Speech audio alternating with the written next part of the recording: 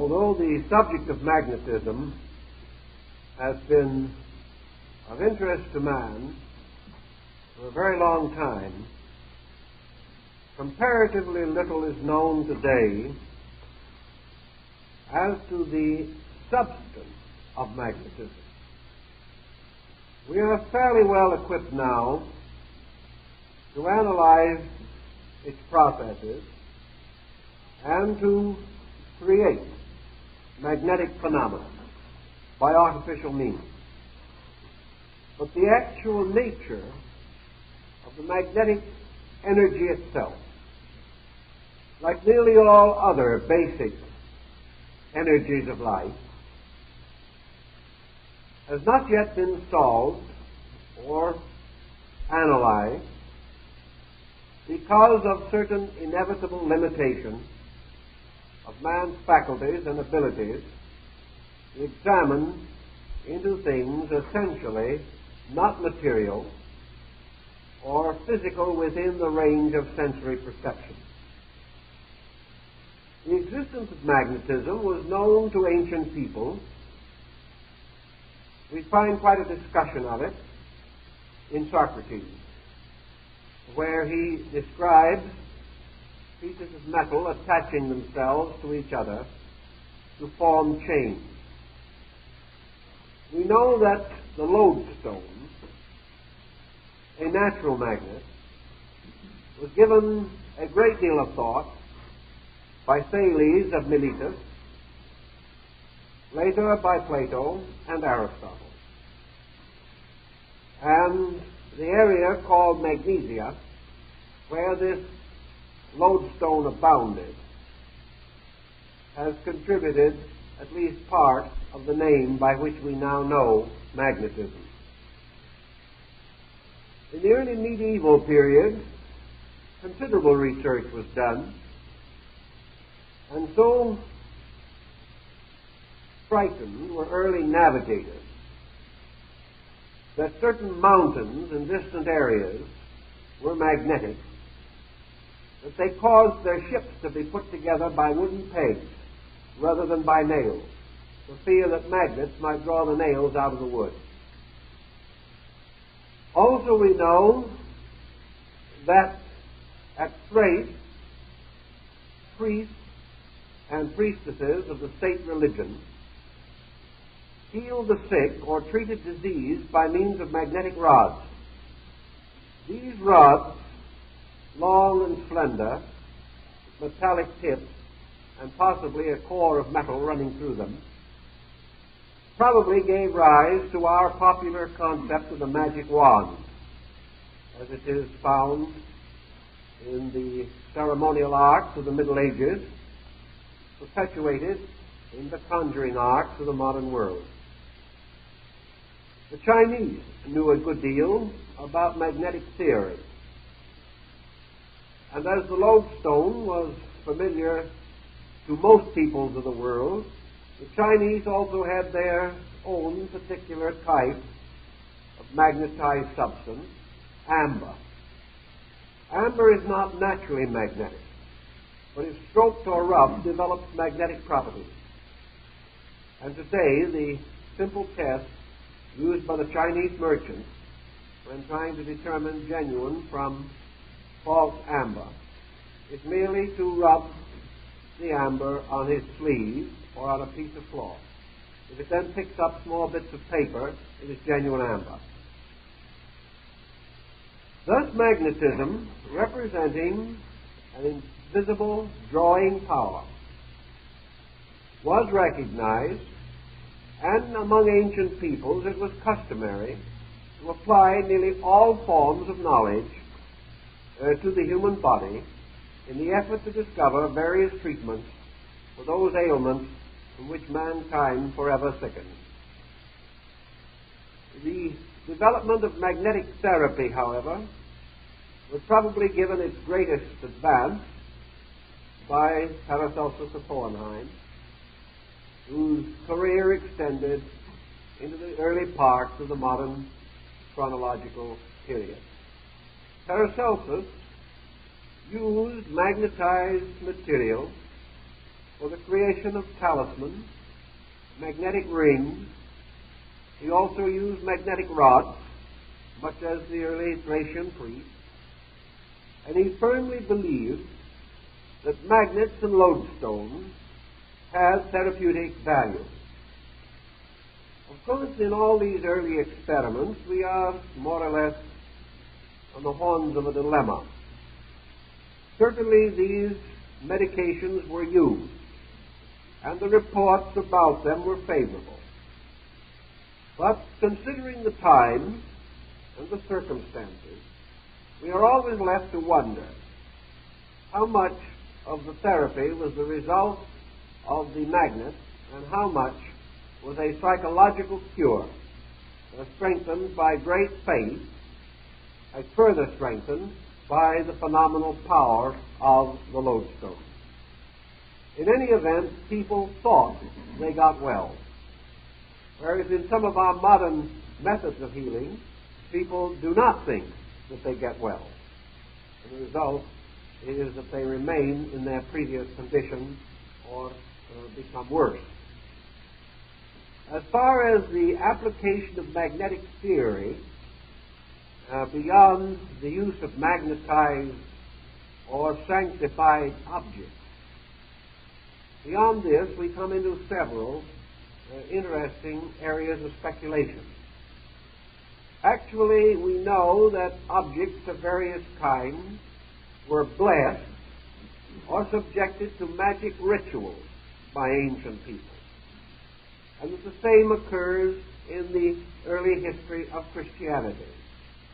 Here, particular objects that had been sanctified in one way or another were held to have unusual healing power. I know cases quite recently in which rosaries carried by pilgrims to Rome and blessed by the Pope gained a considerable reputation for therapeutic value. As we mentioned in an earlier discussion, the touchstones and touch coins of the kings of Europe also developed long and illustrious accounts of remedial effects resulting from faith or from some quality actually bestowed upon the object. We have no method at the present time of clearly determining the possibility of causing objects to be impregnated with some kind of an electric effluvium or force. However, psychometry, which has gained considerable influence in our thinking, particularly in the last 50 years, would seem to indicate that certain energies from the human body are received and accepted by inanimate objects and held by those objects over perhaps an indefinite period of time. This seems to be the only explanation for a wide variety of phenomena that have been described and reported not only among civilized people but among primitive people who would scarcely have had the ingenuity to invent so complete an account, merely from some passing superficial analysis. Thus we may assume for our moment, for this moment at least, that there is a possibility that some kind of a substance or essence is imparted to objects or belongings which may have some permanent effect. The dog, for example, apparently is able to follow the trail of a person by the peculiarly advanced sense of smell which the dog possesses. Yet it is almost beyond credibility that the dog is guided in the pursuit of a person over miles of territory simply by the sense of smell alone.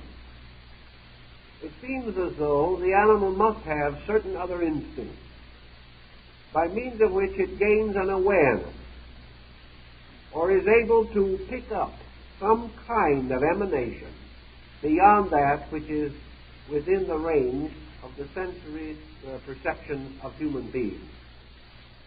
Also, the peculiar habit that Thomas Edison noted of dogs howling on the occasion of death would seem to have some bearing upon this.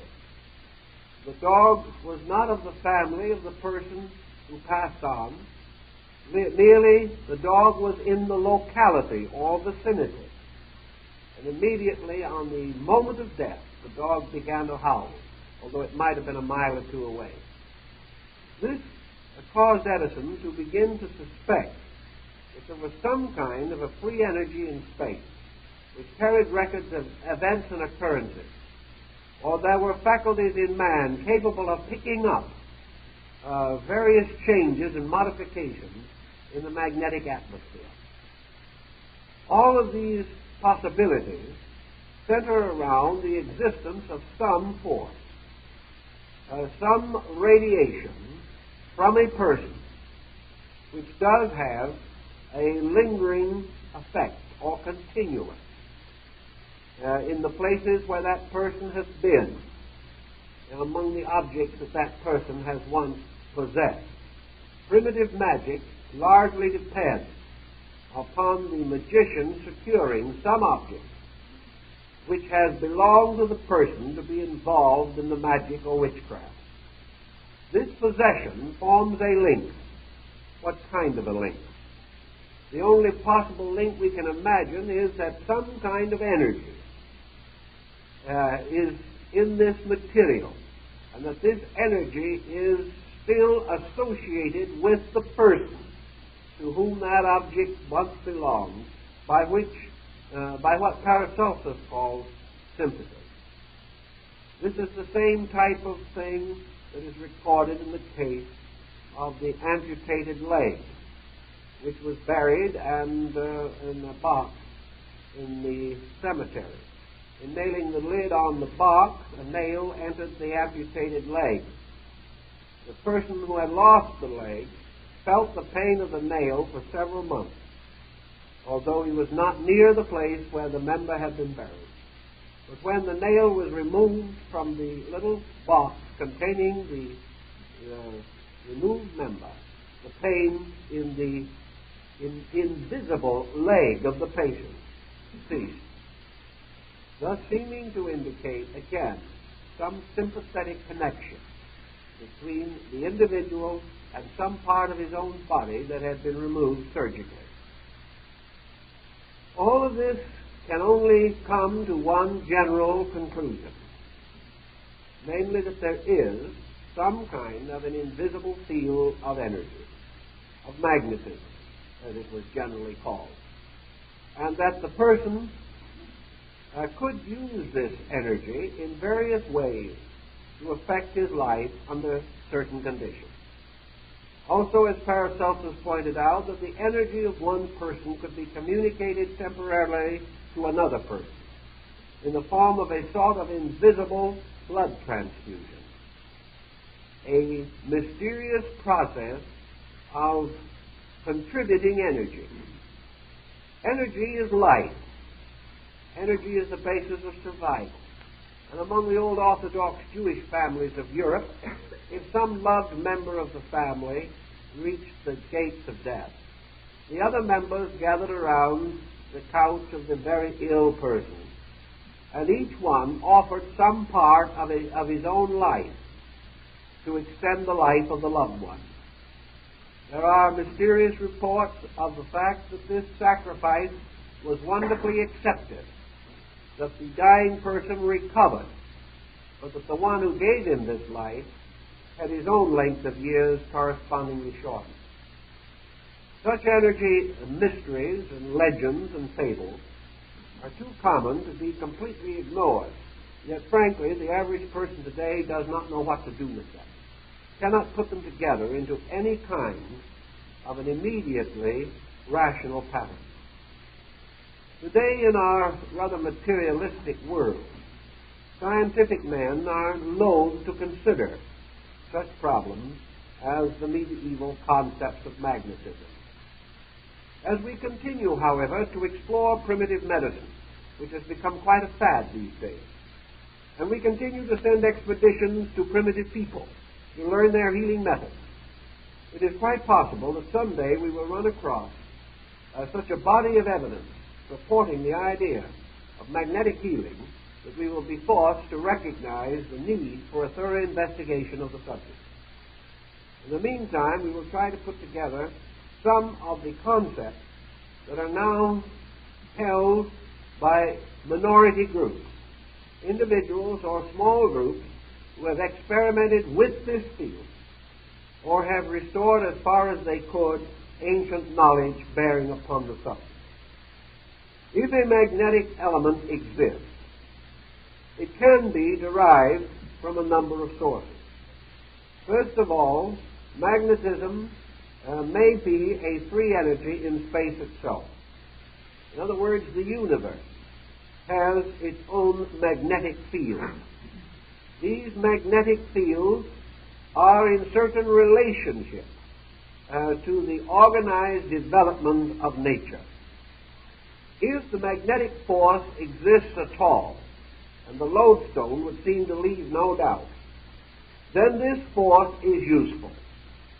This force does not exist primarily merely to stimulate the wonder and awe of man.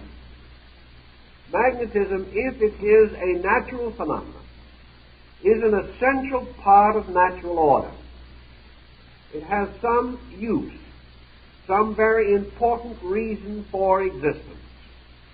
And this reason for existence is not exhausted by the localizing of this magnetic energy in lodestone or its stimulation in magnetic iron. If this force or substance also has an existence in the world, in the earth, in the solar system, if the sun, as some have suspected, is directly related to the phenomena of magnetism, if the attraction of the moon for the tides of the earth is a magnetic phenomenon, if many of these forces and circumstances which can be observed are traceable to the existence of a magnetic agent, then we must assume beyond any reasonable doubt that magnetism is also a factor in the composition of man himself. Man must use this force which belongs to nature, and from nature this force must pass to man to maintain some part of human function in the same way that it must contribute to natural function. The second possible thought in relation to this matter lies in the relationship between magnetism and electricity. We know that the electrical agent also exists. We know that there is a basic difference between electricity and magnetism. Some have suspected that what we call electricity is negative magnetism. In other words, that while we have had the general tendency to think of electricity as a positive agent and magnetism as a negative, it may be the reverse. And we recognize electricity because it is more obvious, whereas magnetism is actually more closely associated with the life and survival factor in the world of which we are a part. Also, we can say that magnetism, if it exists in man, must exist also in other creatures. The Egyptians were certain that there was a powerful magnetic field around the cat, and both the Egyptians and the Hindus believed the serpent to be peculiarly associated with magnetic force. In fact, among ancient peoples, the serpent was frequently used as a symbol of the magnetic agent itself. If every living thing has a life of its own, it is also very possible that this life has a magnetic factor. The trees are therefore endowed with magnetic attributes. That even the elements themselves have magnetic factors involved in their compounds. That chemicals are magnetic to a degree. That in some things magnetism is obvious, in others not obvious. but that magnetism may be part of the entire cohesive principle by which matter is brought into the organization we call form. Paracelsus suspected strongly that form itself is a manifestation of magnetic processes, and that the failure of magnetism in holding together certain basic elements of structure results in the decomposition or disintegration of bodies. Magnetism may also be regarded as having a connection with the human will. It is quite possible that man is capable of directing magnetic energy by the power of his own mind. This would be especially true of such magnetic currents as might exist within his own body. The person may therefore be capable of causing energy to move from himself, to reach out towards some other thing, to influence that thing, or to condition it in various ways, or to impart its own life to other forms in nature. The ancients assumed that this was possible, but they used rods or some physical connection by means of which the magnetism of the operator could be communicated to the subject or patient. The question now remains as to whether such magnetic connection is necessary. In our way of thinking today, it is not, and we are inclined to suspect that magnetic current can be determined or directed entirely by the will or the mind, and that energy can be propelled from us or from our own natures into space by intensity of thought, concentration, or meditation. Such thinking, of course, has always existed to some degree among Oriental peoples. Another possible source of magnetism, of course, will be magnetized substances, elements in nature which are peculiarly associated with this element, with this phenomenon. One interesting thing that I think we should bear in mind is the effect of magnetism on the atmosphere, and the atmosphere upon magnetic fields. This matter was explored some years ago in connection with earthquakes in Japan, where it was found that magnets were demagnetized a few seconds before an earthquake. This seemingly has other important suggestions for us. Shortly before an earthquake in South America, all the fish in streams and pools suddenly died. Just a matter of minutes almost before the earthquake, they began floating to the surface of the water dead. In another area, cattle that had been grazing in a certain locality suddenly broke into panic and fled the region. And within a very short time thereafter, the entire area of land which they had left broke off and fell into the sea. If they had remained there, they would all have died. As it was, no animal was on the area when it finally fell. Other examples will be the very notable effect of even small and minor earthquake shocks upon the hatching of eggs. An earthquake tremor so slight that it would not physically move anything, except perhaps slight agitation, will immediately kill eggs in an incubator. Yet, if you take hold of the corner of the incubator and shake it much more violently, it will not injure the eggs at all. There is something communicated directly by the magnetic force of the earthquake.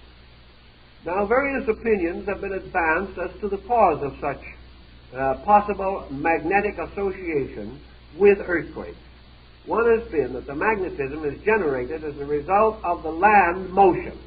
In other words, an earthquake occurring over a fault. The motion slowly begins underground with tremendous resistance, and that this very slow but powerful resistance motion may create magnetism, as in the case of the Chinese rubbing the amber on his sleeve. This might be a fairly good answer if we were sure that the earthquake in question arose from this source, but we are not at all certain of that. We are not at all certain that the origin of an earthquake is actually within the ground itself. We are beginning to suspect now that the earthquake itself is a magnetic atmospheric phenomenon. and that there is a discharge of static electricity, a discharge which, striking a fault, causes motion. This could well be true if, as in some instances, we find very strong evidence of magnetic effect or influence at a time when the most delicate instruments that we possess today show no indication whatever of any earth motion. It was originally held that the motion produced the magnetism. But the magnetic reports of more recent years show that the magnetic disturbance precedes any possible record which we can make of motion of any part of the earth itself. This we also observe in another way in connection with many earthquake reports. And some of you probably have been through some earthquakes and will perhaps be able to bear witness to this. That shortly before an earthquake, most persons suffer from a slight nervous shock or agitation, very often striking the pit of the stomach. The individual feels a moment of nausea or feels a very definite sense of personal disturbance. He feels as though something is happening that he doesn't know about. It worries him. It becomes a definite sense of illness without any actual sickness necessarily following. In a few seconds after this rather peculiar nervous tension, the earthquake may be felt. But the research on earthquakes has already proved conclusively that there is a magnetic factor, and that this magnetic factor almost inevitably precedes the shock. Sometimes by only a few seconds, sometimes by several minutes. This because we are able to classify it to some degree and to notice its effect, for example, on the hatching of eggs and things of that nature, must cause us to realize that there is an energy or a substance moving in the atmosphere which can have a direct and immediate effect upon life itself, as in the case of the eggs, or can cause concern, agitation, and panic among animals that certainly will not react to any ordinary psychological stress such as man knows. But these warnings or these magnetic disturbances affect temperament, affect the individual. We often hear the term earthquake weather, a peculiar stillness, a peculiar suspension of energy.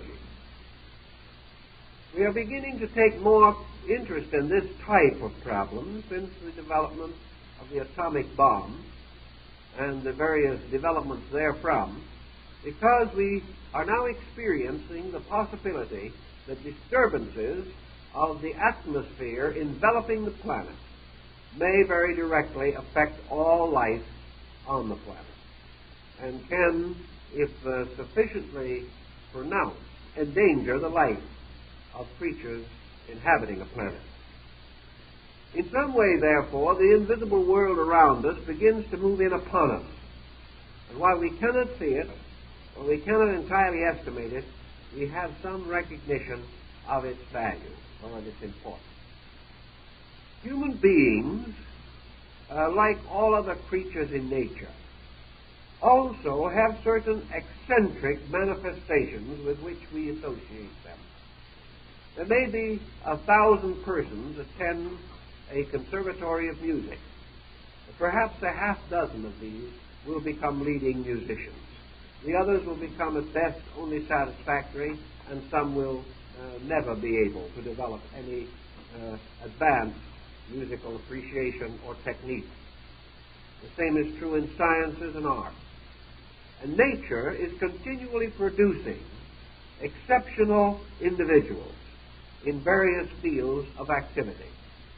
The history of the healing arts from the most remote times indicates that this is true, and that there have been persons at various times in history who seemingly have possessed extraordinary healing powers of their own.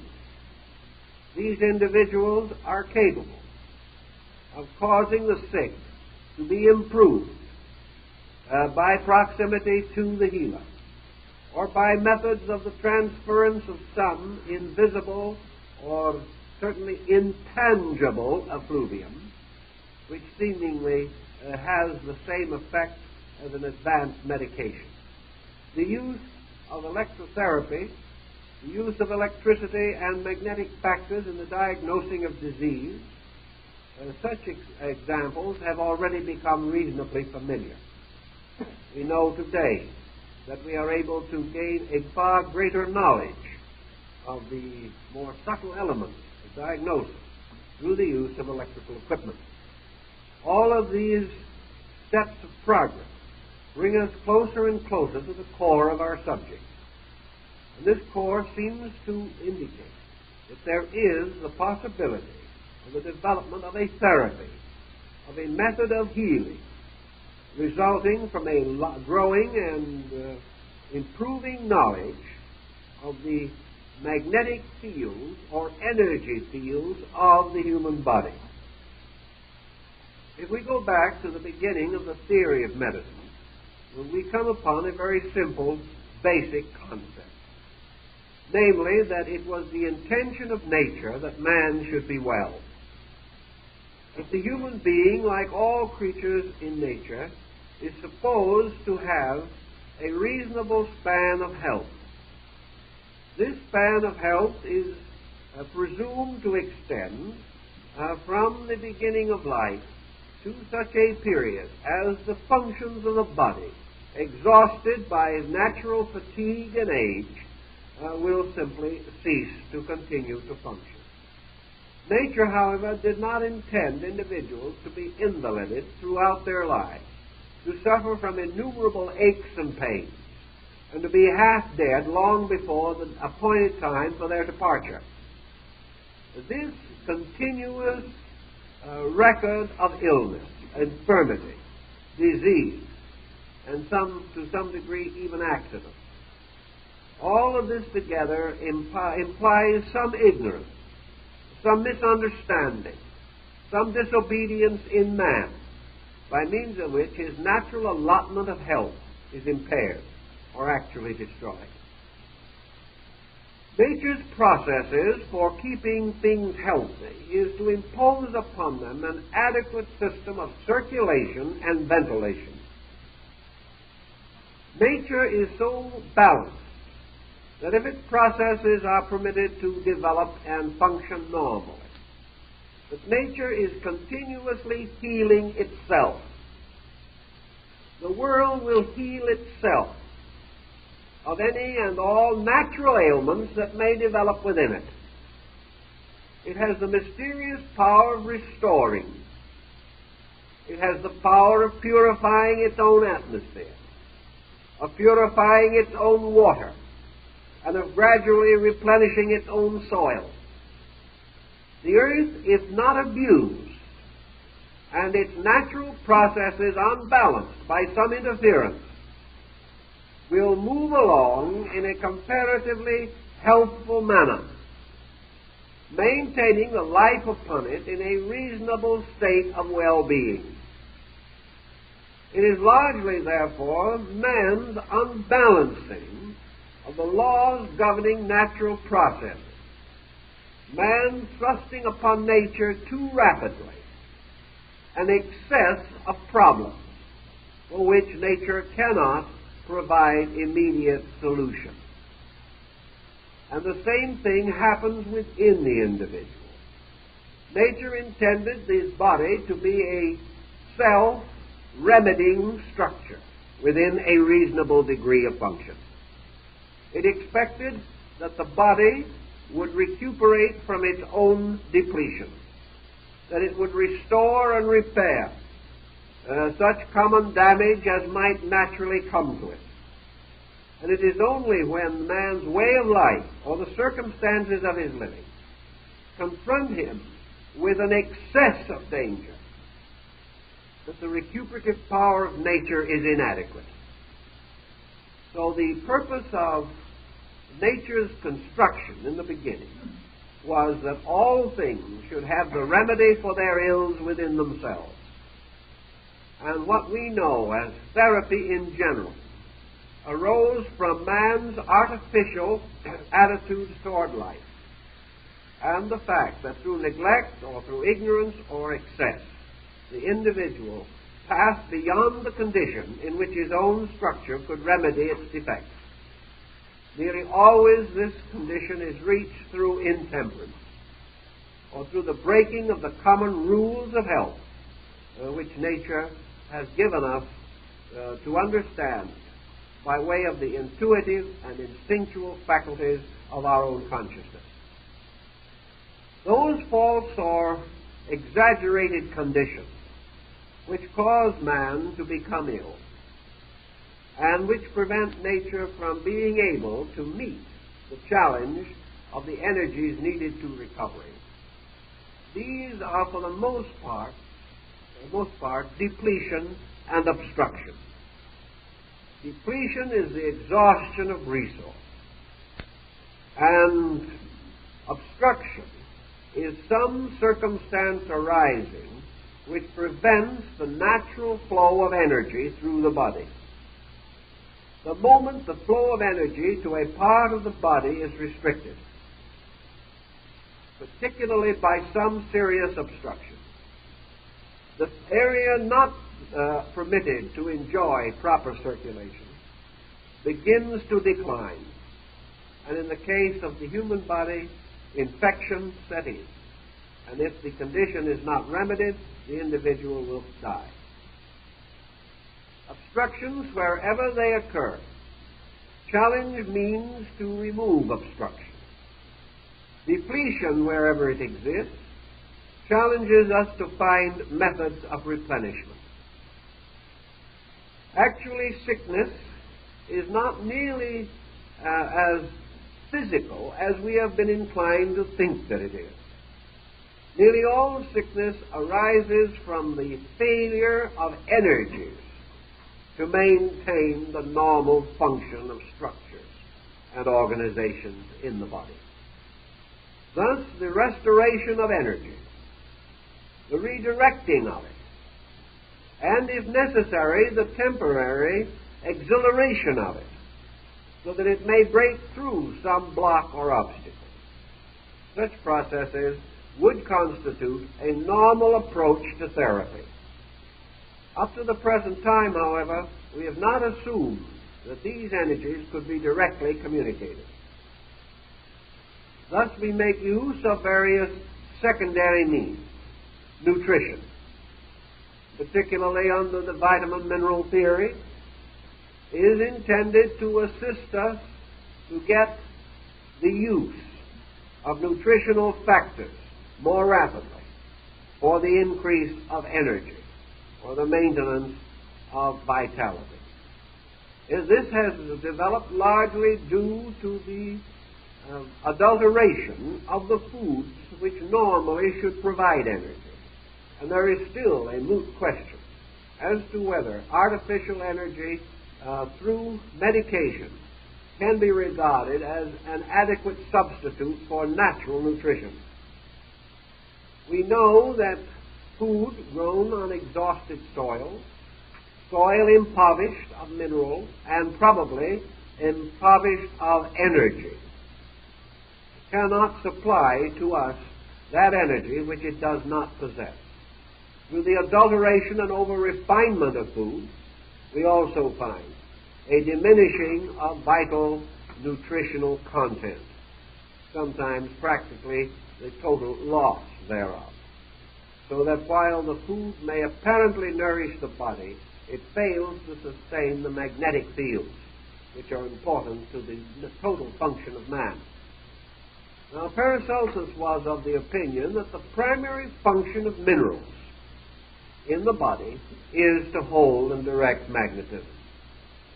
Therefore, that what we take into the body in the form of minute amounts of mineral and metal, these form the magnets, by means of which energy is drawn from free space and is held. Therefore, the depletion of certain poles in the human body makes it difficult for man to hold on to or attract energy. The old parallel of the radio is again as good, perhaps, as we can use. The radio program is somewhere in free air. The individual has a radio set to be used for the reception of this program. What happens? If this radio set is inadequate, out of order, or out of attunement, the radio reception is imperfect and inadequate. As a result, the program, though it exists in space, just as neat and perfect as ever, simply cannot be recorded in the inadequate or broken instrument. In the same way, although the energy necessary to nutrition is everywhere, it cannot be held unless the instrument to receive it is capable of tuning it in and capable of holding and distributing it. We have long held that most nutrition originates finally in solar energy, and that therefore what we call vitality is conditioned sun energy. We are now suspicious, however, that the problem is a little larger, that not only the sun, but many other parts of space and many other rays and energy fields affect man, pouring in upon him in a variety of ways, so that he is actually swimming continuously in a sea of complex energy. Man, however, does not need to worry about drowning in this ocean any more than the individual with a proper radio set need to fear that 100 programs will deluge him at once. He has the proper means of tuning in what he needs. Those forms of energy which he cannot consciously use may still serve him through the unconscious functions of certain parts of his body. Other energies not for him and not suitable to his kind of life, but necessary to some other form of life, simply make no record in his nature, but go on to fulfill their original purposes.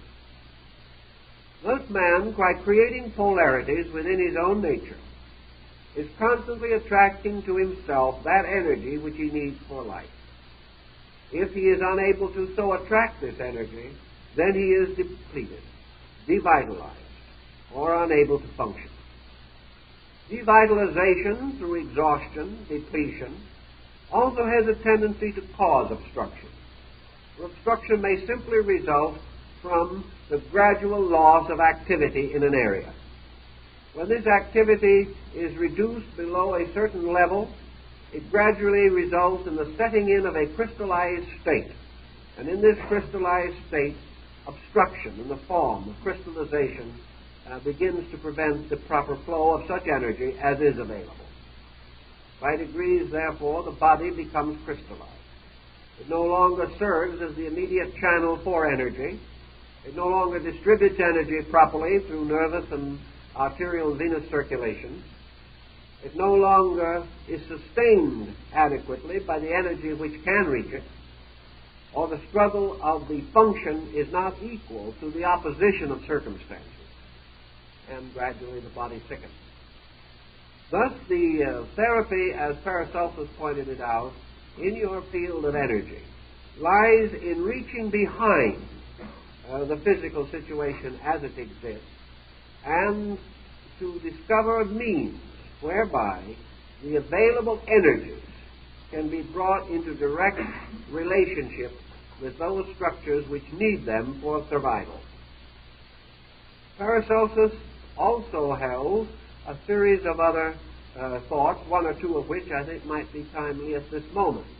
The first is, we have always held the attitude that in magnetic healing, the energy from the healer moving to the patient resulted gradually in a depletion of energy in the healer. This has been observed, and I think there is no question but that the constant association with the sick has proved to be exhausting, not only to the magnetic healer, but to the physician in general.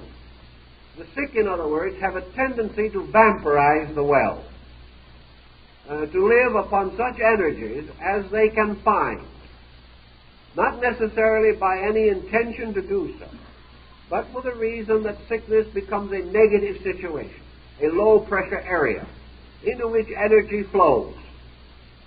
This can also occur through very long and close association between the young and the aged.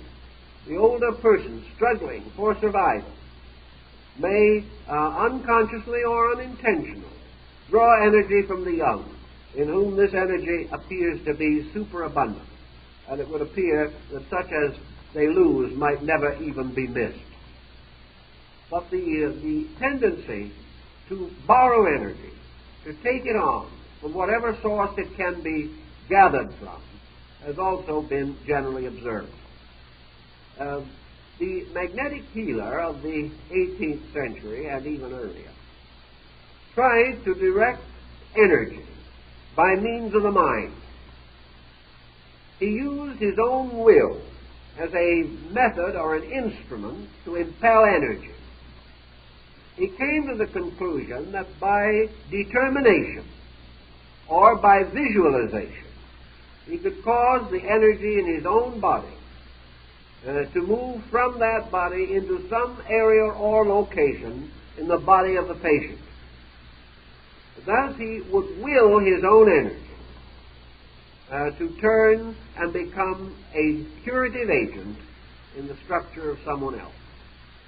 He might add to this willing the definite action of attempting to create a polarization with the patient, as in the religious form of healing by the laying on of hands, or by some direct contact, such as placing his hand a very short distance over the affected area of the patient's body and visualizing the motion of energy from his own body into that of the patient.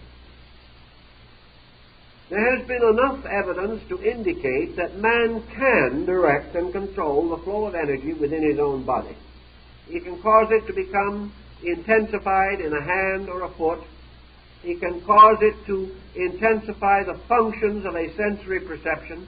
In other words, he can stimulate the power of hearing temporarily.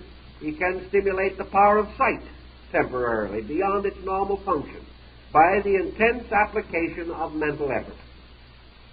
He can also cause energy to move throughout the body, to break down various obstructions, to reduce swelling, or to restore nerve function that has been lost by some accident or illness. Thus, by the power of mind over matter, by the exact and definite energy of the mind, the individual is able to force energy to break through various barriers and reestablish a degree of circulation or normal function. This would lead then to the possibility of this emanation actually extending from man. And we have this in the researches of Rickenbach and many others. Photographs have been made of the natural flow of energy from the extremities of the human body. The magnetic field of the human body, brought under a great deal of exaggeration through high-frequency electrical means, has been photographed. And it has been shown that the human body channels electricity and static energy along certain definite structure. If, therefore, for example, you should throw a great deal of high voltage into the human body, which will not injure it and will not cause any discomfort, and then under the power of this voltage itself, you photograph it, you will discover that its motion from the surface of the body particularly follows very closely the extremities. That, for example, this energy is particularly abundant, streaming from the ends of the fingers or from the palm of the hand. But it will not be so abundant streaming from some part of the torso or trunk of the body. The energy has a tendency, therefore, to move along the circulation system and to escape from the body in the hands or feet, or sometimes in the head. also in normal conditions, without this exaggeration, it has been possible to photograph the haze of energy which does surround the body in what has commonly been called an aura or a halo, as in the case of the Kilner screens, which have made this magnetic field comparatively visible. It would then naturally also follow from experimentation with plants and with human beings that this energy can jump a small distance without any apparent difficulty at all. And if a person places his hand 2 or 3 inches from the body of another person, the energy from the hand can definitely move into the body of that person, unless it meets some magnetic resistance to prevent this from occurring. Also, it has been noted by magnetists working with the sick that various ailments arising in the body of man create their own magnetic fields. Therefore, a very sensitive magnetist, with eyes closed, running his hand over an area of the body, say 1 to 2 inches from the surface of the skin, can feel as he approaches an area in which an infection or some form of obstruction exists. He suddenly experiences one of 2 things: either a sudden increase of warmth or a sudden increase of coldness. It is sufficient for him to immediately sense, although he has not touched the area. Apparently, the coldness is most likely to be present where function has been obstructed, or a process of disintegration has set in.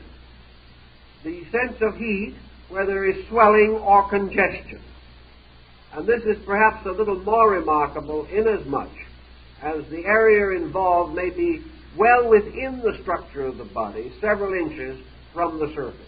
Yet the magnetist can still immediately feel it. Dr. Kilner of Liverpool pointed out also that by means of the magnetic field shown by his screens, it was perfectly possible and entirely practical to diagnose the early stages of pregnancy. He was able to discover pregnancy far before any other test known was able to distinguish it, simply because of the immediate change in the direction of magnetic currents in the body.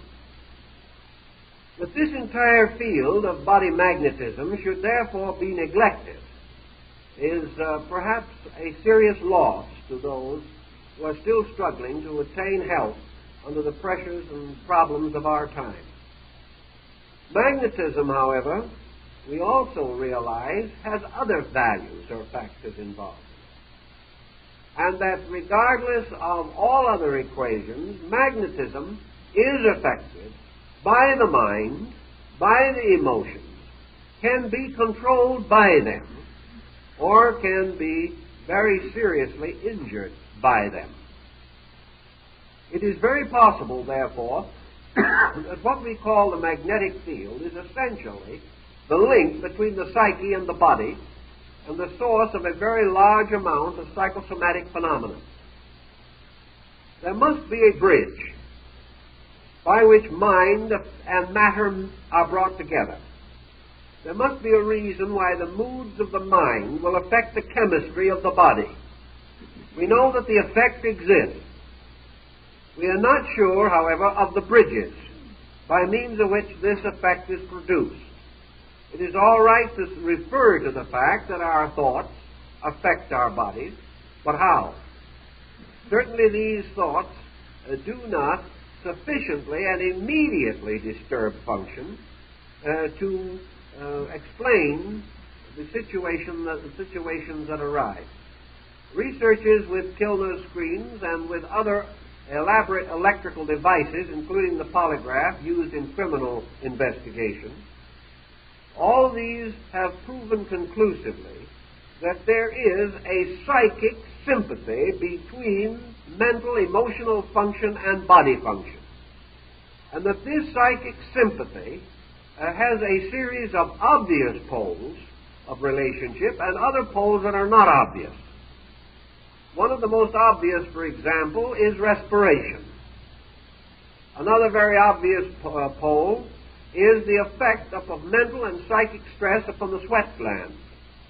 And another interesting and important link is the effect of mental and emotional intensity upon the cardiac rhythm, the action of the heart. It is, we know now, perfectly possible for a person to die of a broken heart, and that a sufficient amount of psychic intensity will damage the heart structure. But how does this occur? We cannot assume that within the structure of physiology as we know it today, that we have a rational explanation of why certain emotional attitudes should ultimately result in bodily toxicity. We must assume, therefore, that as the body is maintained by energy, and that this energy is variously differentiated, we must assume that in some way our attitudes affect the availability of energy, and that psychosomatically the various attitudes of man are associated with their symbolical equivalence in the body. That therefore the thoughts of man are certainly associated with the brain.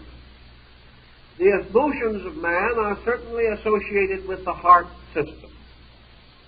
Various attitudes, hate, fear, greed, all of these differentiated emotional mental processes affect various degrees and qualities of energy.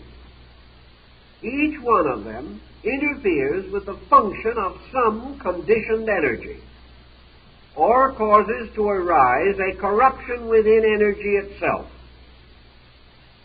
This corruption, like the pollution of a water supply, in turn will poison the physical structure depending upon this corrupted energy for its own survival. Thus, mental emotional attitudes unbalance the energy supply of structure. And this energy supply is so differentiated psychosomatically that each emotion or each attitude will result in damage to a sympathetic correspondent structure in the body. That it is not just simply a bad attitude making the whole body sick. It is a certain kind of a bad attitude affecting the nutritional energy of a certain part of the body to which it is symbolically or psychically associated by sympathy or similarity. This goes back to your old Pythagorean theory, but it has never been disproved, although it has been ignored for a long time. It would then appear possible to assume that energy responsive to the psychic attitudes of the person can also be exhilarated, can be made better, that energy can be supported by the psyche. For the psyche itself is also a kind of energy, and it is one kind of energy working upon another kind. And in through this entire operation of various levels of energy, there appears to be the continual and progressive structure of a law of octaves. In other words, as in music, as in elements, we have octaves of sympathetic patterns. We have harmonic and enharmonic intervals in music. It is variously polluted before it reaches the body. Therefore, it comes to the body depressed and debilitated by the fields through which it passes. And if we have extreme psychic stress or exceeding emotional or mental tension, a large part of this energy may be drained off before it reaches the body, with the result that we have a physical fatigue arising from psychic stress. If the energy is unable to get through at all, or very little of it gets through, then we have physical exhaustion as a result of the dissipation of this energy in negative thoughts and emotions. If we are therefore concerned with health problems, we have this to consider. We also realize that, as in the Indian philosophies and in Zen and in a great many other rather deep systems which have been developed through the ages, among the American Indian medicine priests, this point was also rather clearly given to us. That actually the focusing of energy in the medicine priest, or in the meditating mystic, or in the Zen monk, that this focusing of energy and the directing of this energy does not result in exhaustion. The exhaustion arises from the fact that the individual is pushing from his own energy supply alone. If he is pushing with that part of energy which is already locked in him, the supply is limited. But if instead of pushing he relaxes and permits universal energy to move through him, the supply is limitless. And he is in no danger of psychic fatigue as the result of the process. Opens himself and permits energy to move unobstructed through his own nature. He finds that a torrent of universal life can flow through him, and yet he will not be exhausted because he is not working with his own limited supply. If he is able to be quiet, if he is able to be still, if he is able to relax, he forms his best relationship with energy. He releases gradually the obstructions in the body also, because tension is the beginning of obstruction in the majority of instances. Tension depresses function. Tension injures digestion, assimilation, and excretion. And where these are interfered with, trouble is almost certain to follow. The majority of individuals begin to die first in the intestinal tract, and then it spreads. The same thing means that the individual in trouble nearly always has to center his attention upon the freeing of the body from the tension that prevents proper elimination of waste. If he is able to clear this area, nature will probably be able to take care of the rest. It is to prevent the building up of poison. Tension builds up poison. Tension can be trouble with others, or it can simply be trouble with ourselves. It can frequently also be merely involvement. That kind of twisting, turning, involved, knotted, snarled type of mind, which is unable to simplify its own processes and has never been able to arrive at the simple fact that 2 and 2 makes 4 without an argument. This kind of mind wastes its own energy and locks itself against the very life which it needs for proper function. Thus, negative habits of emotion and thought do interfere with the distribution of energy through the magnetic field. We have often been asked about things like blood transfusion and infusions and things of this nature, as to how legitimate they are and what they actually mean. It is the sworn duty of the son of Asclepius to preserve life if he can. Therefore, in many instances, there are probabilities that infusion or transfusion may be valuable. It is again a battle of energies. But the energy in the blood, which is used for a transfusion, is separated from its source of life. Therefore, it must come under the magnetic field of the individual into whose body it is introduced. There is a little battle here, and gradually the living organism takes control and imposes its own magnetic field upon the material brought in by transfusion.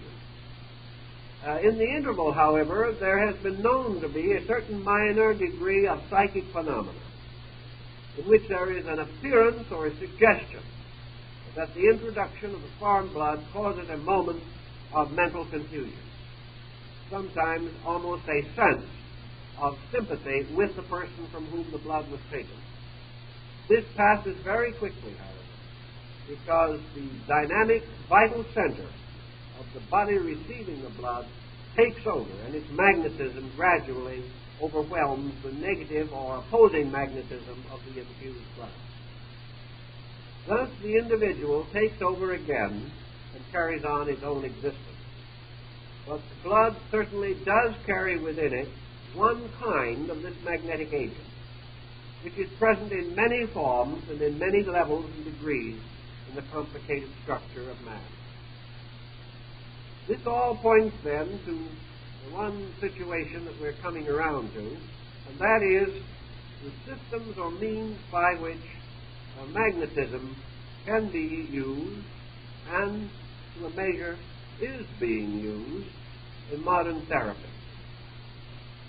A very great part of biochemistry is closer to the magnetic theory than we realize, inasmuch as biochemistry functions upon a principle that can be reconciled with the idea of the magnetic poles of chemical elements and nutritional elements.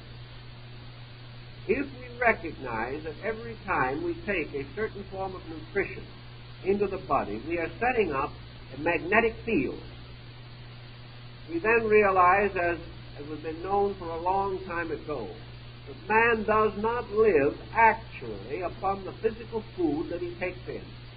He lives upon the magnetic fields which are generated in himself by this food. He lives because certain types of magnetism are increased by the introduction of certain foods into the body. These foods become magnets, and the food elements and the chemical elements which they contain and the nutritional elements become centers which draw energy from space. Therefore, nutrition is actually the setting up of a system by which the proper energy can be drawn from space to nourish the individual. To develop this science, then, is really a form of space feeding. And in time, we shall probably derive most of our nutrition from space. It is only a matter of time when our present sources of nutrition will be inadequate. We are worried considerably concerning the gradual depletion of soil. We're using all kinds of synthetic and artificial means to restore the fertility and the richness of soil. But these artificial methods result finally in the food that we eat being simply synthetic, in which we have lost certain basic chemical factors. For example, you have, for instance, two types of a material that can be given to you in medication or nutrition.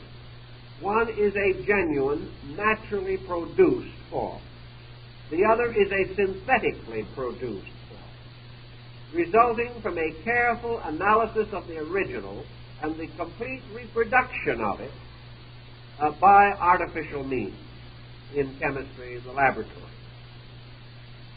Working with these synthetics and with the genuine material, it is already not too soon to point out that the synthetics cannot be adequately regulated. The synthetic material contains every known element of the original, yet the synthetic material does not, in most cases, cause an identical reaction. The synthetic has something different. And as one biochemist who has worked for one of the largest pharmaceutical houses in the United States told me, he said, in the synthetic, there is always something different. And that thing which is different is nearly always in terms of something missing. There is something that cannot be reproduced, some intangible that cannot be added. And the theory of magnetism would assume that the thing that is missing is the magnetic pole. That man cannot artificially create this magnetic nucleus which is behind every substance that exists.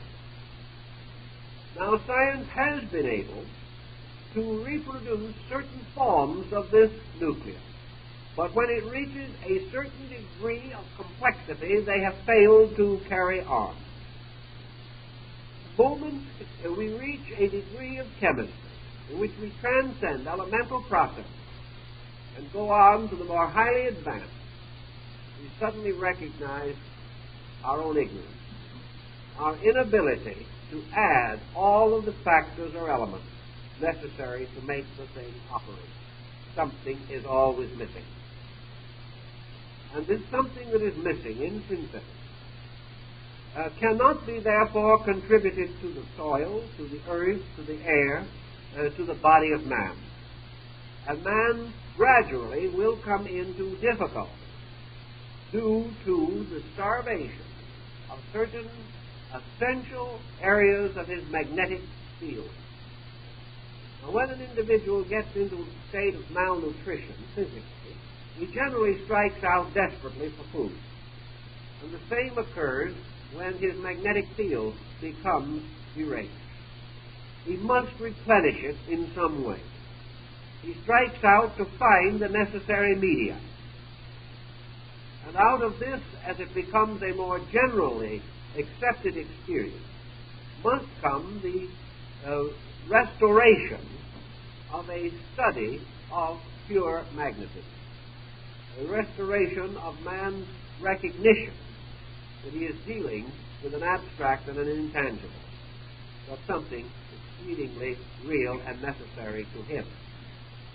The depletion of the body and its magnetic pole brings man again into the presence of his religious experience. He finds himself, for example, perhaps locked in a very bad situation relating to health.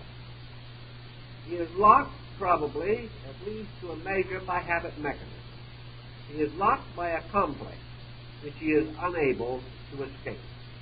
Now, this complex may not be any different from what it appears to be in the lives of other people, but certain persons react in one way and certain in another way. And in any particular instance, a complex situation, mental or emotional, can produce extraordinary physical complications. Thus, the person, locked psychically, locked magnetically, begins to reveal the physical symptoms of psychosomatic ailments, similar to the causes which are operating in his own life. We might wish to assume that these causes do not operate, but they do. And we may be the best intentioned individuals in the world. We're trying so desperately hard to be wonderful about everything. But at the same time, with all our wonderfulness, we are still pretty nasty about some things. And we have a long time getting over it. We may be so sincere and devout that it looks as though we're just about ready for heaven. But we've never been able to control a gossiping tongue. We've never been free from prejudice. We still flare into jealousy. And we're fine until something goes wrong, and then we're not fine anymore. We simply cannot control these things. And because we cannot control them, we are always punishing the magnetic background of our physical existence. If, therefore, through a religious experience, through a tremendous sense of spiritual exaltation, we are able to send a flash of consciousness, like Bamy's mystical lightning bolt, through our entire psychic life, shattering these negative thoughts, suddenly making a grand acceptance of faith over fear, suddenly resolve with everything that we have to determine a better way of life and live it. And sustained by a tremendous devotion, we may achieve a considerable part of it. In so doing, we may also gain a very rapid recovery from some physical ailment that has beset us. And various shrines of healing all bear witness to the tremendous power of deep personal conviction as a means of altering the magnetic field. One other way in which the field is nearly always bettered is by relaxation through contemplation. The individual who is able to let go, who is able to discover a certain mystical identity, who is able to be quiet for a few moments, relaxing his own psychic life, and indirectly, but inevitably, relaxing his own physical structure at the same time, will, to the degree that he relaxes, open the channels of energy throughout his body. Thus, in the complete relaxation, he comes the nearest to the complete elements of proper function. the individual is most likely to function adequately in a state of relaxation. This does not necessarily mean that he will be most physically active. That is not the problem. It means, however, that the body and all of its structures will be most adequately nourished. And when the time for action comes, he will have the natural reserve of energy for action that nature intended him to have. He will not be forced to act from depletion, which is the case in so many modern individuals. Thus, by relaxation away from tension, emotional, physical, and mental, he accomplishes the adjustment of the magnetic field. And you will perceive in the magnetic experiment that the directions of these currents change, that the intensities of their vibrations change, that they also have a certain chromatic scale, and this likewise changes. And there have yet to be a number of experiments showing the relationship between magnetism and sound, and that it is perfectly possible to hear the changes of magnetic energy by means of delicately constructed instruments. You can hear sickness and health. You can actually listen to the remonstrances of a peptic ulcer. You can listen to the aggravation of an overtaxed liver. You can also listen to that music of the spheres, by means of which there comes a healing to all these diseased and injured parts of ourselves. We will ultimately discover that every vibratory instrument that we know can be used to create a sympathetic reaction to the magnetic field. And that magnetism being the most intimately associated with vibration, that vibration becomes the means of influencing. And by changing its own vibratory poles, we are able to change its effects upon our bodies and our lives. Here is another possible field of therapy for our consideration. Another type of therapy that is gradually developing along magnetic lines to at least a partial degree is the study of psychosomatic dream patterns. We will ultimately find that there is a strong relationship between magnetism and dream forms. Magnetism is the subtle stuff that dreams are made of. Magnetism is the material of so volatile a substance that it can be instantly molded and shaken. Thus, in order for a dream to be perceived, even by partially awake inner faculties of vision, it must have some organic structure in consciousness. For example, we know that certain types of dreams can be associated with physical distress. We know that the person with indigestion may have a certain type of dream. We know the body which has been adversely affected by narcotics will be subject to certain hallucinations. Also, we are fully aware of the delirium tremens that accompany advanced alcoholism. The various narcotic drugs will produce illusions and delusions. Toxin will produce illusion and delusion.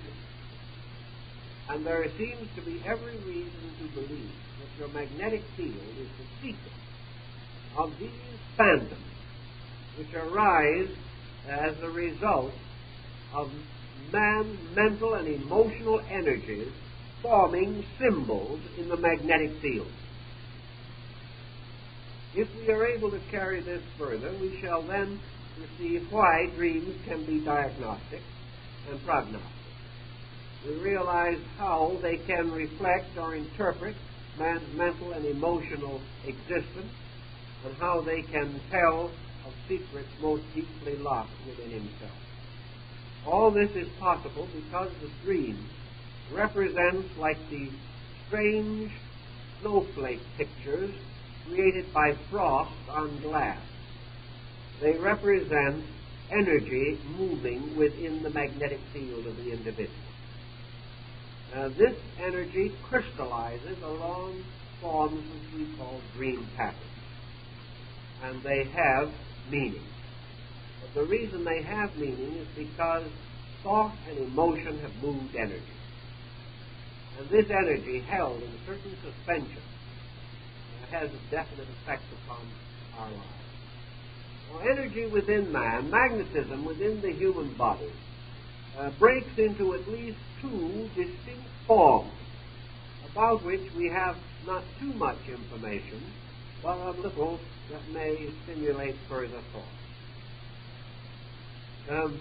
Magnetic energy either moves or radiates. Therefore, we have forms of magnetic energy which are in constant motion. By this motion we mean that the vibratory units are not only vibrating, but they are moving in relationship to each other, like water falling in drops over itself. Then there is another form of magnetism which appears more like a diffused cloud, in which the vibration of the basic units constitutes the only motion. This type of magnetism does not flow, it ideates. It is a permeating material that sort of drenches things in itself. It becomes a kind of invisible or intangible atmosphere which can be taken in with breath, which sort of like a cloud or a fog envelops things. This type of energy is comparatively stationary in the body. Paracelsus describes this type of magnetic field as the kind which can be cut with a sharp instrument. And it is because of the danger to this etheric magnetism that when a wound heals, the scar remains, because the scar is in the magnetic field, and that will not get well. It can be covered by plastic surgery, but if it is so concealed, any instrument or person capable of measuring the energy field will still see the scar. It's only its visible part has been obstructed, but beneath the corrected or beneath the area of the plastic surgery, the original scar is still visible. Thus, this form of the energy remains constant. And this type of constant energy is associated with the most elementary functions of the body. This energy carries with it the maintenance of cell life, the maintenance of the essential unit structure of things. Everything that exists has a core, a continuing existence, and then a series of moving emanational factors. It has a nature of itself, and then it has a function from itself. And these two forms of magnetism nourish these two essential parts of structure. That which nourishes the form of things is this cloud-like. That which nourishes function is the motion or streaming-like manifestation of magnetism. And this streaming form of magnetism is in constant motion, flowing in through the polarized extremities of mass, creating also within the magnetic field a system of circulation, which is very, very important to man. The human being not only has to cast off physical waste, but has to cast off psychic waste.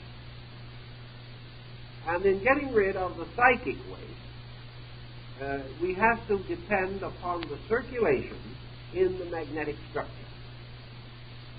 As this structure corresponds to the magnet, it has poles. And as these poles correspond very closely to the magnetic poles of the Earth, the structure of man's magnetic field is very similar to the Earth, and its uses are the same. We will finally realize that the poles of the earth, bound into the magnetic processes of the planet, are the basis of the processes of digestion, assimilation, and excretion for the planet itself. It is because of these poles that refuse matter cast off from the planet is finally returned to free space, and also through these poles the magnetic energies from outside of a planetary field, in this case from the solar field, must return into the planetary magnetic body.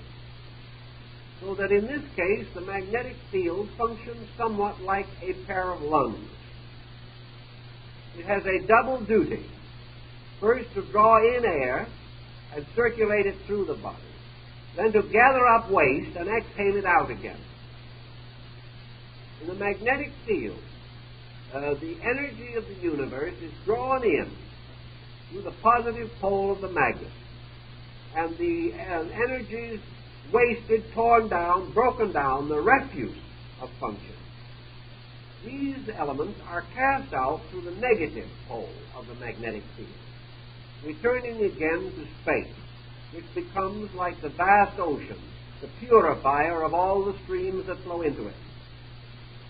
The same occurs with the magnetic field of the individual. This field draws in its own magnetic nutrition. For while the body helps to set up poles for magnetism, the magnetic body, like the physical, has its own sphere of nutrition, must depend upon this sphere, and must in turn contribute something from this sphere to the maintenance of the material body appended to it. It's the same problem exactly as man's mental and emotional life. These forms of life do not depend upon the body, yet man's mental and emotional life will affect the body, and the body is unable to resist the effect of those structures which are superior to itself, and which they have, therefore, the absolute power to dominate the body. But as the mind and emotions must have their own food, their own circulation, their own distribution, and their own elimination and excretion, so the vital body has this, and so the physical. The magnetic field, therefore, must clear itself of its own waste. It must, to a degree, support its own nature and the nature of the physical body, and it must form the bridge by means of which the psychic nature communicates with the physical body. For each body or structure that exists not for itself alone, but serves as an instrument between two other bodies, or two other natures. Even as man is not as an instrument complete. For while the human being as a totality has a life of its own, man has also another destiny. That is, he must serve as a mediator between the universe of rational and reasonable principles and the material world in which he lives. Therefore, through man, reason, wisdom, and understanding must be released upon the planet which he inhabits. He is therefore a bridge between an invisible principle and a material world. And energy is the same. Magnetism is a bridge between man's superior nature and his inferior nature. But this bridge is alive, having a nature, quality, and destiny of its own, although it is at present involved in the composite constitution of man. Thus, the development of magnetic theory of medicine is primarily and must be primarily concerned with the conditioning of the magnetic instrument itself. The body cannot directly connect with this instrument.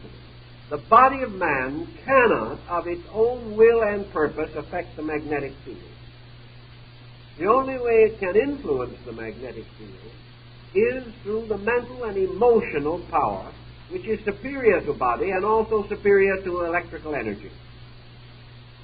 Thus we will say that a bad habit of the body cannot affect the magnetic field, but the bad habit of the mind, which caused the bad habit of the body, can affect the magnetic field, because the mental habit is higher and more positive than the magnetism.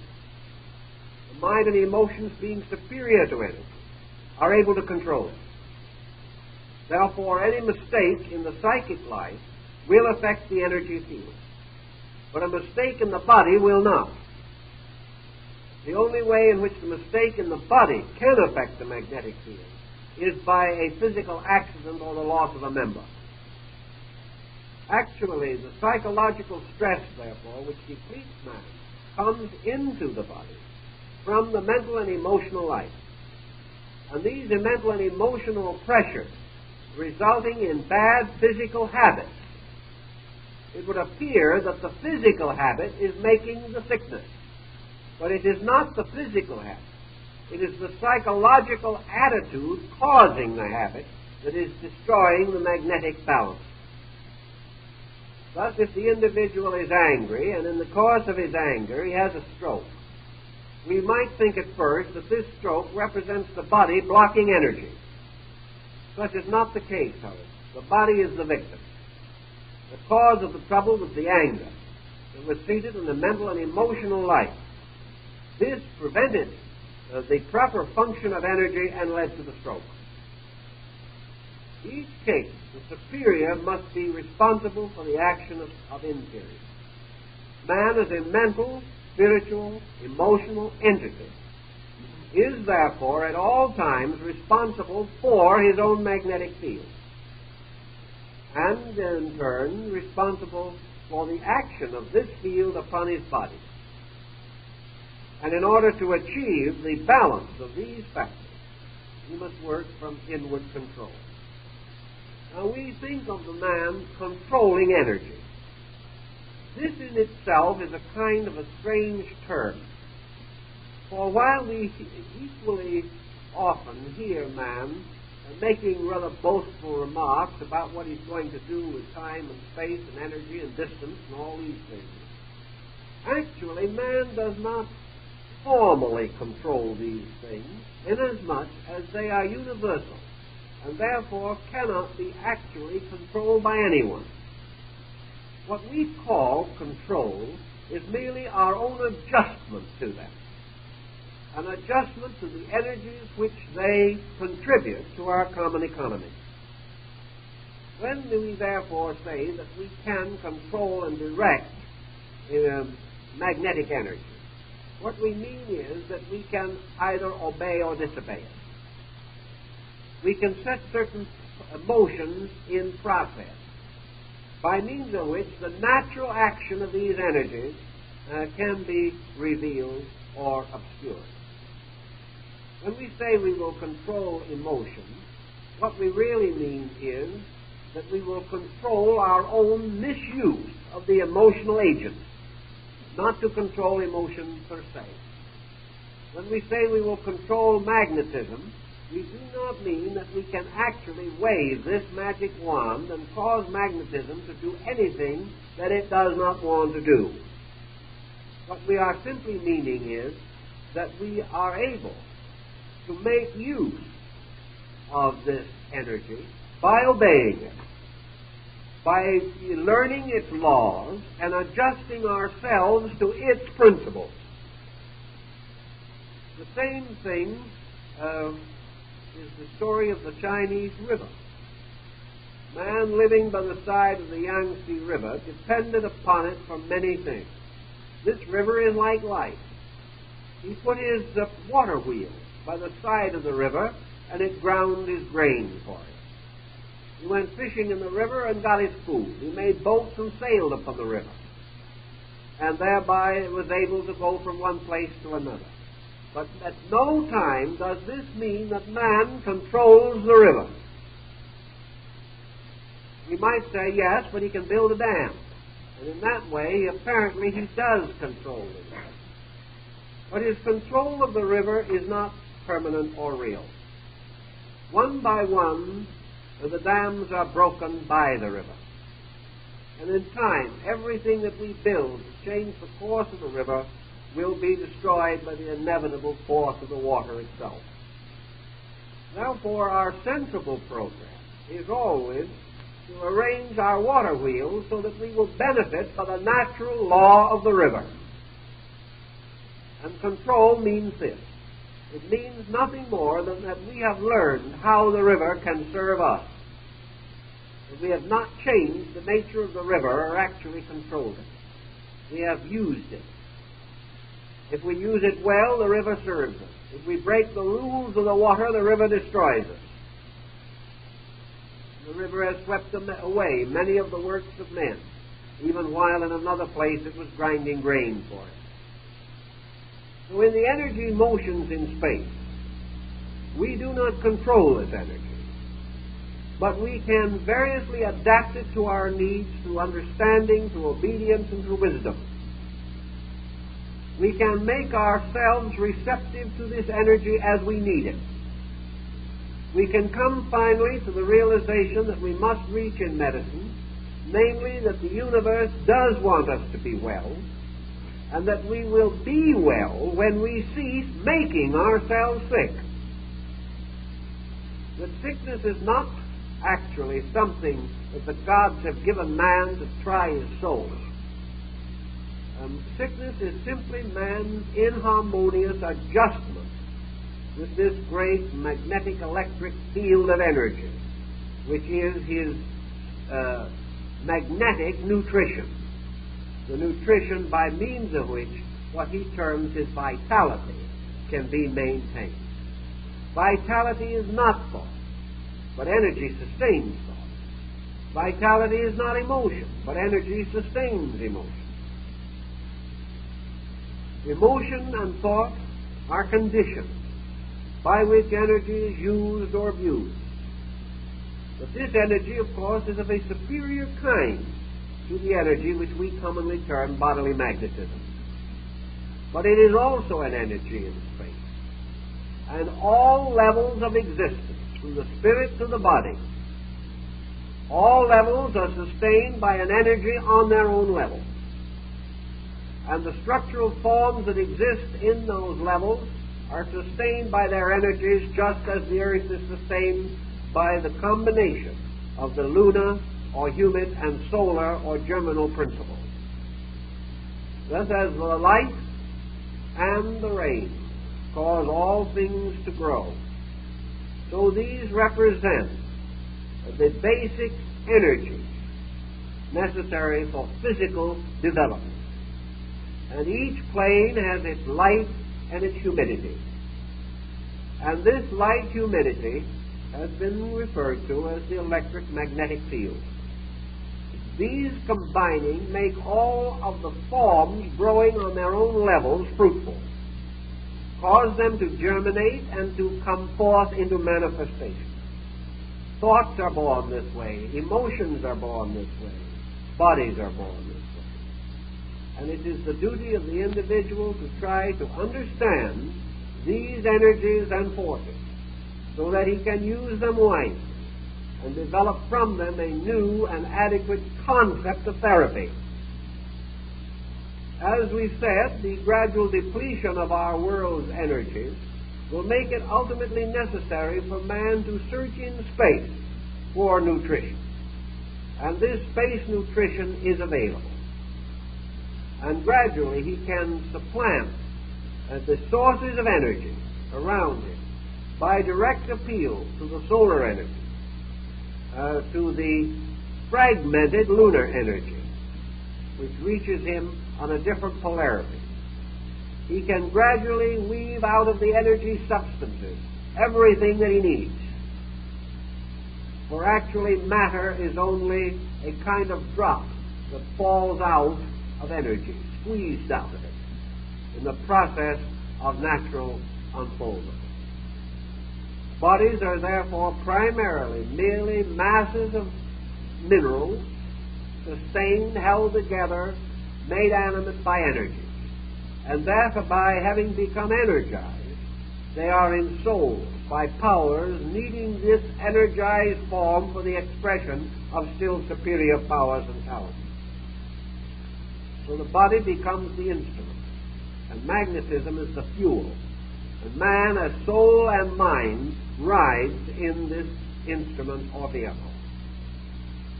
Just as surely as your combustion motor releases certain forms of energy So the combustion process of energy is present everywhere in the structure of living things. Some persons are born with the ability to communicate magnetic energy. Others probably can attain the skill to do this. Instruments can be devised, and it is possible, again, to create a synthetic. It is possible for man to create, by his knowledge of electricity and electronics in general, a synthetic instrument for the production of the magnetic energies necessary for life. But the question is going to be, what will be missing in the synthetic? This can be very, very important, because that which is generally missing is the subtle part. And the subtle part is that which is least evident and most important.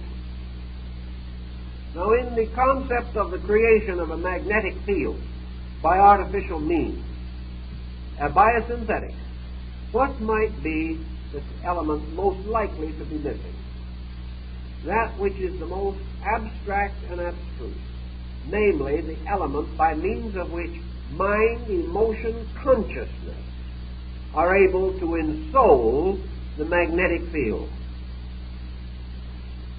That the magnetic field could be produced to the degree that it would sustain the body is not inconceivable, but that it would at the same time constitute the bridge between consciousness and body might be the problem that would face all synthetics in the field of electrical chemistry.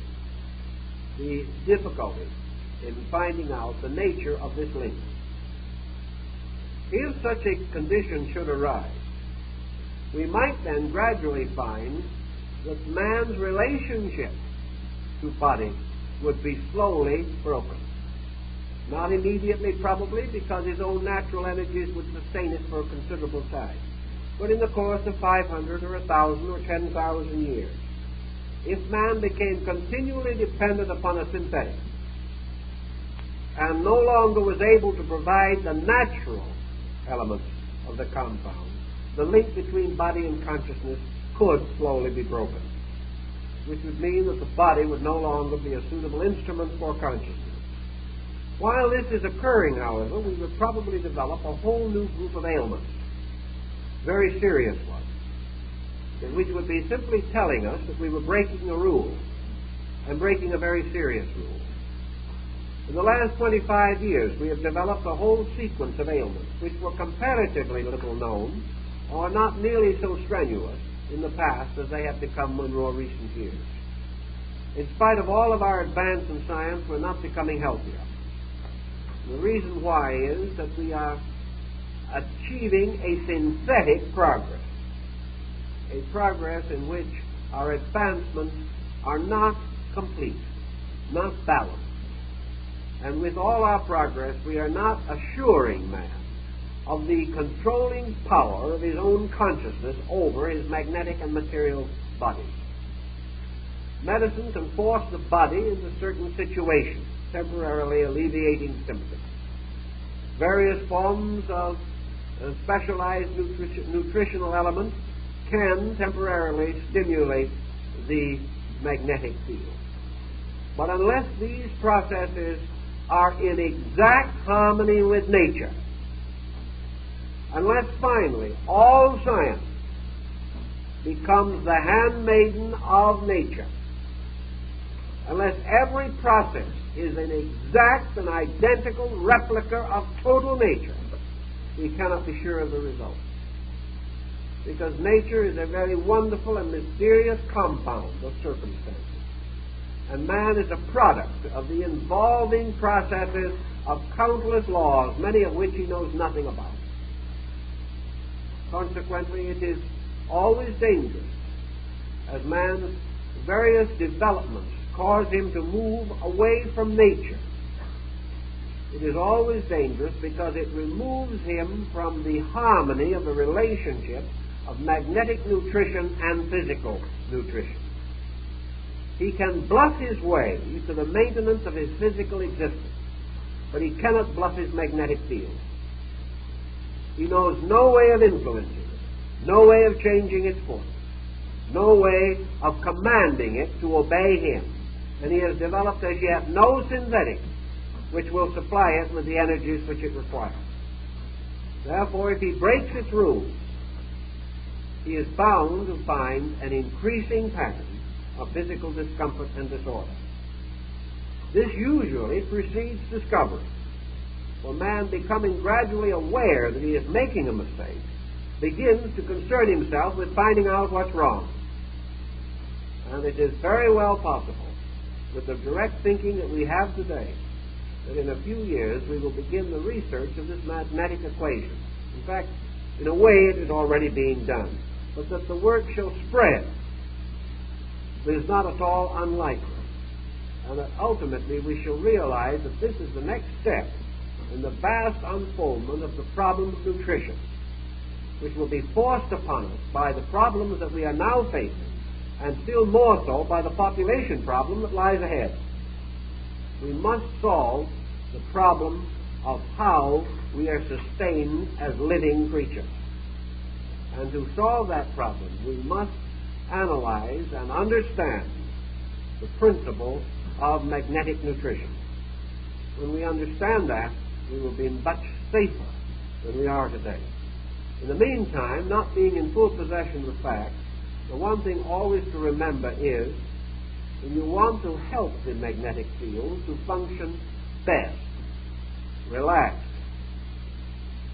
Try to prevent false tensions from exhausting energy and make yourself receptive to life. This you can often do and find it brings a quick relief from special fatigue. In fact, that is one of the secrets of sleep, but it is also involved in man being able to live every day in a relaxed rather than a tense state. Tension locks the field from the physical body. Relaxation opens the contacts and helps us to live in a more healthy way. Well, time is up, so it's now all time to go home and relax.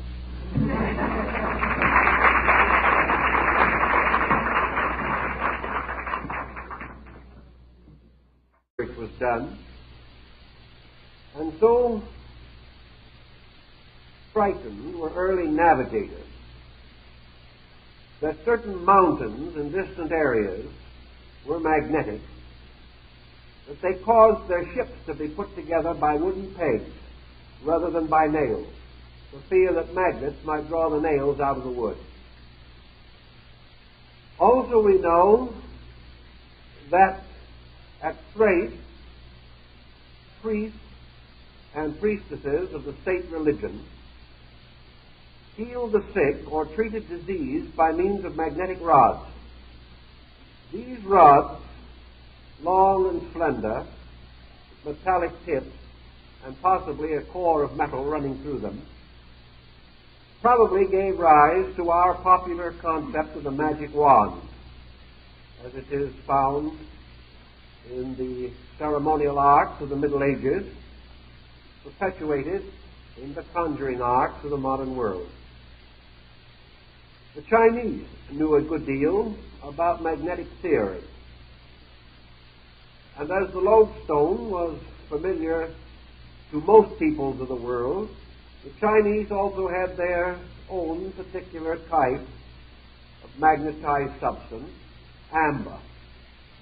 Amber is not naturally magnetic, but if stroked or rubbed, develops magnetic properties.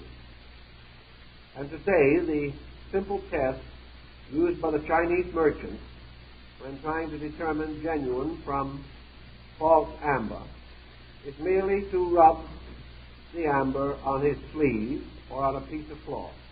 If it then picks up small bits of paper, it is genuine amber. Thus magnetism, representing an invisible drawing power, was recognized, and among ancient peoples it was customary to apply nearly all forms of knowledge to the human body in the effort to discover various treatments for those ailments from which mankind forever sickens.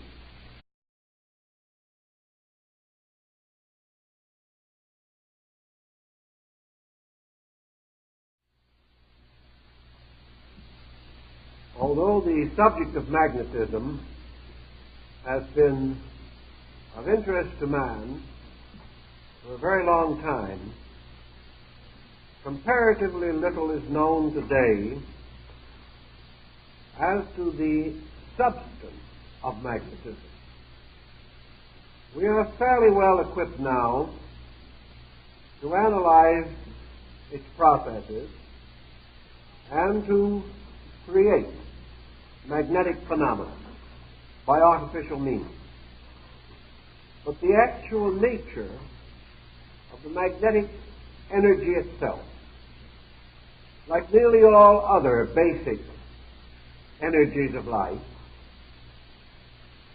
has not yet been solved or analyzed because of certain inevitable limitations of man's faculties and abilities to examine into things essentially not material or physical within the range of sensory perception.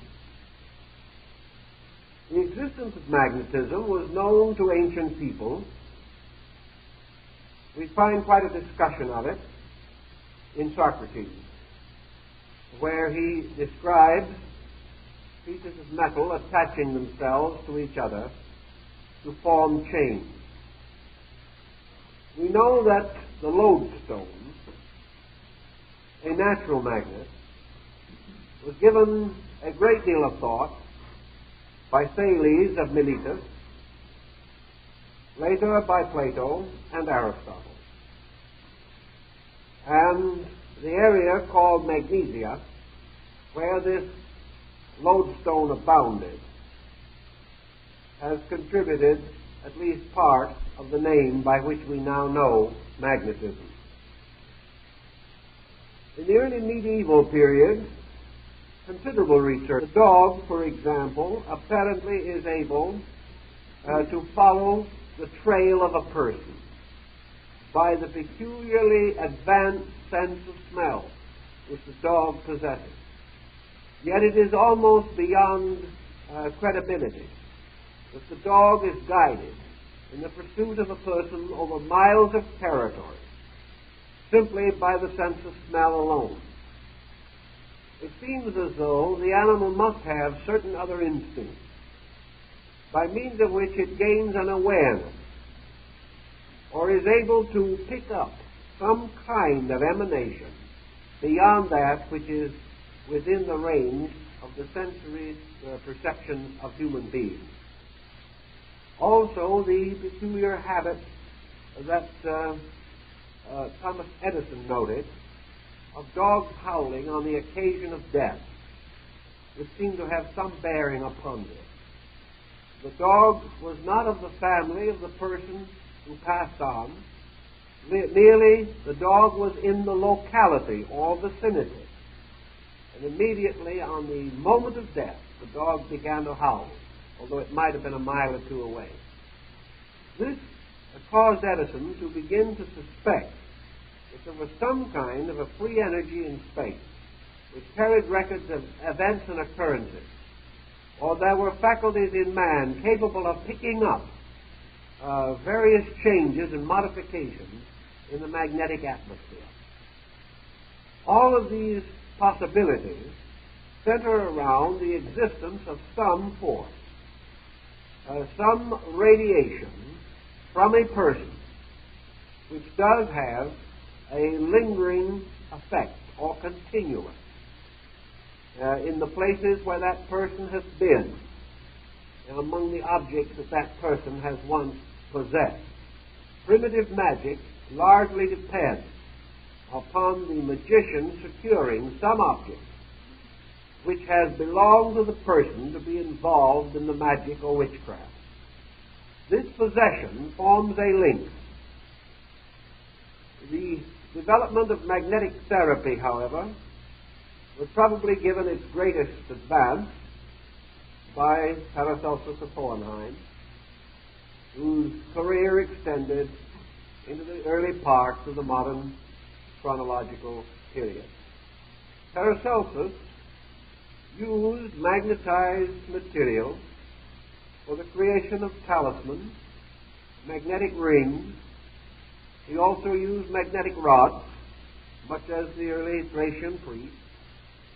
And he firmly believed that magnets and lodestones had therapeutic value. Of course, in all these early experiments, we are more or less on the horns of a dilemma. Certainly, these medications were used, and the reports about them were favorable. But considering the time and the circumstances, we are always left to wonder how much of the therapy was the result of the magnet and how much was a psychological cure strengthened by great faith and further strengthened by the phenomenal power of the lodestone. In any event, people thought they got well. Whereas in some of our modern methods of healing, people do not think that they get well. And the result is that they remain in their previous condition or become worse. As far as the application of magnetic theory, beyond the use of magnetized or sanctified objects, beyond this we come into several interesting areas of speculation. Actually, we know that objects of various kinds were blessed or subjected to magic rituals by ancient people. And that the same occurs in the early history of Christianity. Here, particular objects that had been sanctified in one way or another were held to have unusual healing power. I know cases quite recently in which rosaries carried by pilgrims to Rome and blessed by the Pope gained a considerable reputation for therapeutic value. As we mentioned in an earlier discussion, the touchstones and touch coins of the kings of Europe also developed long and illustrious accounts of remedial effects resulting from faith or from some quality actually bestowed upon the object. We have no method at the present time of clearly determining the possibilities of causing objects to be impregnated with some kind of an electric effluvium or force.